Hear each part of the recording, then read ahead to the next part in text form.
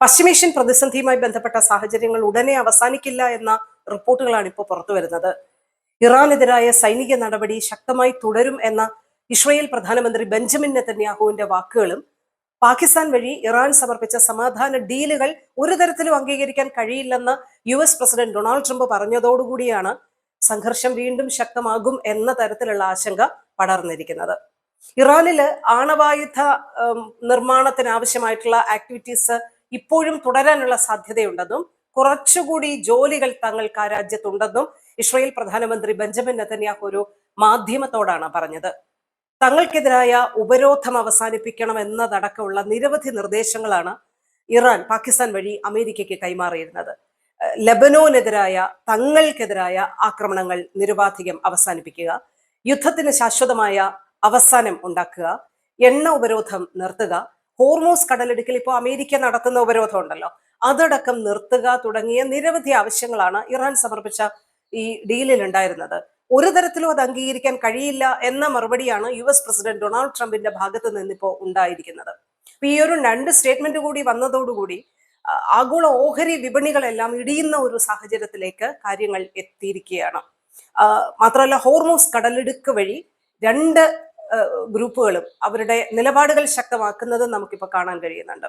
Already ഇറാന്റെ നിരോധനങ്ങളും ഉപരോധങ്ങളും നിയന്ത്രണങ്ങളും ഒക്കെ ഹോർമൂസിൽ നിലനിൽക്കുന്നുണ്ട്.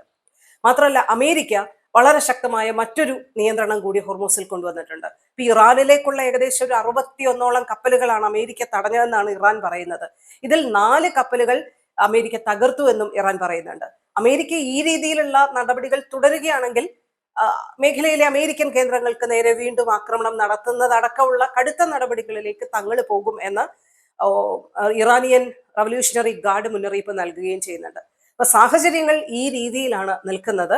മേഖലയിൽ വലിയ രീതിയിലുള്ള സംഘർഷങ്ങളും ആശങ്കകളും ശക്തമാകുന്ന തരത്തിലുള്ള പ്രസ്താവനകളും കാര്യങ്ങളുമാണ് ഈ ഇറാനിയൻ പ്രതിസന്ധിയുമായി ബന്ധപ്പെട്ട് ഇപ്പോൾ ഇസ്രായേലിന്റെയും അമേരിക്കയുടെയും ഇറാന്റെ ഭാഗത്തു നിന്നുമൊക്കെ ഇപ്പോൾ ഉണ്ടായിരിക്കുന്നത് എന്നുള്ളതാണ് വസ്തുത. ഇതിനിടെ ഇന്ത്യയിൽ വളരെ പ്രധാനപ്പെട്ട ഒരു സ്റ്റേറ്റ്മെന്റ് കഴിഞ്ഞ ദിവസം നമ്മുടെ പ്രധാനമന്ത്രി നരേന്ദ്രമോദിയുടെ ഭാഗത്ത് നിന്നുണ്ടായത് ഇതിനകം എല്ലാവരും കേട്ടിരിക്കും.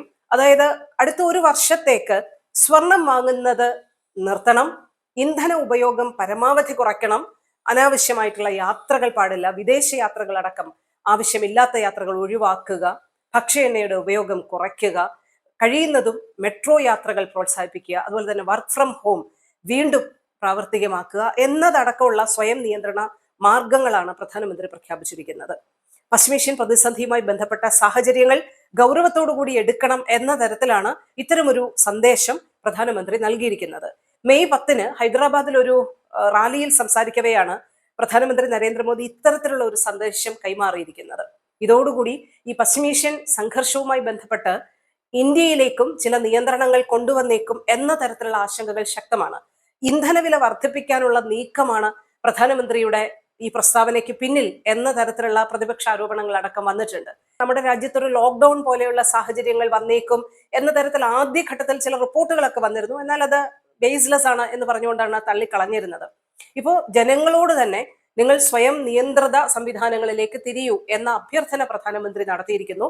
മാൻഡേറ്ററി ആയിട്ടല്ല എങ്കിലും രാജ്യം ഇന്ന് നേരിടുന്ന പ്രതിസന്ധികൾ പരിഹരിക്കാൻ ഇത്തരത്തിലുള്ള മാർഗങ്ങളിലേക്ക് തിരിയൂ. കോവിഡ് കാലത്തിലേതിന് ഏറെക്കുറെ സമാനമായ നിയന്ത്രണ മാർഗങ്ങൾ സ്വയം സ്വീകരിക്കൂ എന്നാണ് പ്രധാനമന്ത്രി നരേന്ദ്രമോദി അഭ്യർത്ഥിച്ചിരിക്കുന്നത്. അത് വളരെ പ്രധാനപ്പെട്ട ഒരു നീക്കമായിട്ടാണ്, ഒരു മാറ്റമായിട്ടാണ് ഇന്ത്യക്കാരടക്കം കാണുന്നത്. UAE അതേസമയം ആശ്വാസത്തിന്റെ ഒരു വർത്തമാനം കൂടിയാണ്. UAE കുറച്ച് നാളത്തെ ഡിസ്റ്റൻസ് എഡ്യൂക്കേഷന് ശേഷം സ്കൂളുകളും കോളേജുകളും എല്ലാം ഇന്ന് നേരിട്ടുള്ള വിദ്യാഭ്യാസം ആരംഭിച്ചിരിക്കുന്ന ഒരു ദിവസമാണ്.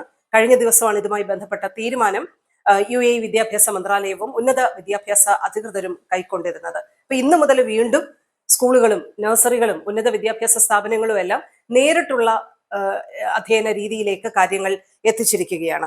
നിലവിലെ സാഹചര്യങ്ങൾ സൂക്ഷ്മമായി വിലയിരുത്തിയതിനു ശേഷമാണ് ക്ലാസുകൾ സാധാരണ നിലയിലാക്കാൻ ഇപ്പോൾ മന്ത്രാലയം തീരുമാനിച്ചിരിക്കുന്നത്. അധ്യയന പ്രക്രിയയും പരീക്ഷാ നടപടികളും തടസ്സമില്ലാതെ മുന്നോട്ട് കൊണ്ടുപോകുന്നതിന്റെ ഭാഗമായിട്ടാണ് ഇതുമായി ബന്ധപ്പെട്ട നടപടികൾ കൊണ്ടുവന്നിരിക്കുന്നതെന്നാണ് അവർ തന്നെ അറിയിച്ചിട്ടുള്ളത്. ദുബായ് ഗ്ലോബൽ വില്ലേജ് അടയ്ക്കുന്നതുമായി ബന്ധപ്പെട്ട തീയതി നീട്ടിയിരിക്കുന്ന ഒരു കാര്യം കൂടി ഇന്ന് പറയാനുണ്ട്. മെയ് 31 വരെയാണ് ഗ്ലോബൽ വില്ലേജിന്റെ ഈ സീസൺ നീട്ടിയിരിക്കുന്നതെന്നാണ് അധികൃതർ വ്യക്തമാക്കിയിരിക്കുന്നത്. പശ്ചിമേഷ്യയിലെ സാഹചര്യങ്ങളെ തുടർന്ന് അടച്ചിരുന്ന ഗ്ലോബൽ വില്ലേജ് ഏപ്രിൽ 20-നാണ് വീണ്ടും തുറന്നിരുന്നത്. എന്തായാലും ഗ്ലോബൽ വില്ലേജിലേക്ക് കൂടുതൽ സന്ദർശക പ്രവാഹം ഉണ്ടാകുന്ന സാഹചര്യത്തിലാണ് ക്ലോസിംഗ് ഡേറ്റ് വീണ്ടും എക്സ്റ്റെൻഡ് ചെയ്തിരിക്കുന്നത്.